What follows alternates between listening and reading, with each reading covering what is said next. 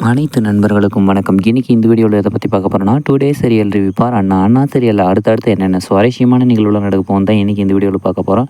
அதுக்கு முன்னாடி நம்மளோட சேனலுக்கு முதல் முறை வரையும் நம்மளோட சேனலை சப்ஸ்கிரைப் பண்ணிக்கோங்க, கூட பெல் ஐக்கானை கிளிக் பண்ணிக்கோங்க. இந்த வீடியோ பிடிச்சிருந்தா லைக் பண்ணுங்கள், இந்த வீடியோ பிடிக்கலாம் டிஸ்லைக் பண்ணுங்கள். வாங்க ஃப்ரெண்ட்ஸ், வீடியோக்குள்ளே போகலாம். வீடியோக்குள்ளே போகிறதுக்கு முன்னாடி உங்களுக்கு சண்முகத்தை பிடிக்குமா, இல்லை பரணியை பிடிக்குமா, இல்லை வீராவை பிடிக்குமா, இல்லை சவுந்தர பாண்டியை பிடிக்குமா, இல்லை நம்மளோட பாண்டியை பிடிக்குமா, இல்லை எஸ்சியை பிடிக்குமா, இல்லை முத்து பாண்டியை பிடிக்குமான்ட்டு மறக்காம கமெண்ட்டில் சொல்லுங்கள்.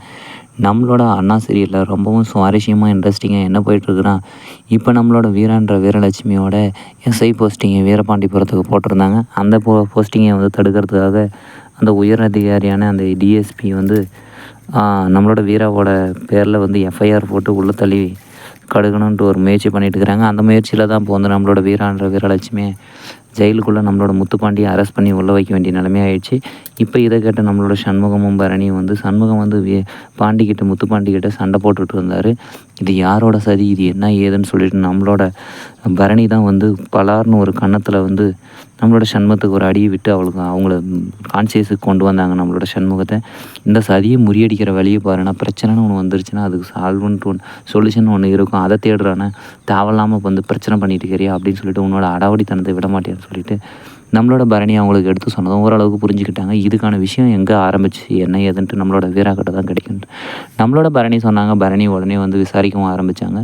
கடைசியில் ஒரு வழியாக வந்து பஸ்ஸில் ஒருத்தன் வந்து கூடவே ஏறணும், எந்த பஸ் ஸ்டாண்டுன்னு சொல்லாமலே டிக்கெட் எடுக்கிறான், முதல் 200 டிப்ஸாக கண்ட்ராக்டர் கொடுக்குறான் அப்படிங்கிற ஒரு விஷயத்தெல்லாம் மென்ஷன் பண்ணாங்க.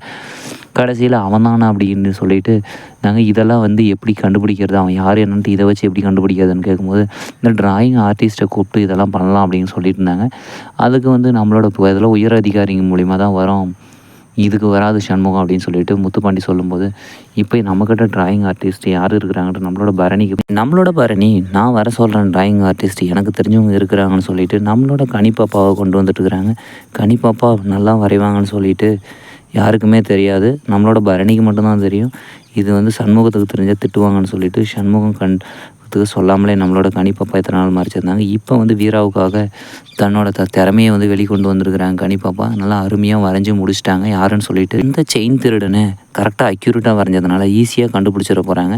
அடுத்தது நம்மளோட டிஎஸ்பி மேடமை வந்து உள்ள திரும்ப அவங்களோட பேர் கிடப்போகுது. ஓகே ஃப்ரெண்ட்ஸ், இந்த வீடியோ பிடிச்சிருந்தா லைக் பண்ணுங்கள், இந்த வீடியோ பிடிக்கலாம் டிஸ்லைக் பண்ணால் நம்ம சேனலில் சப்ஸ்கிரைப் பண்ணிக்கோங்க. தேங்க்யூ.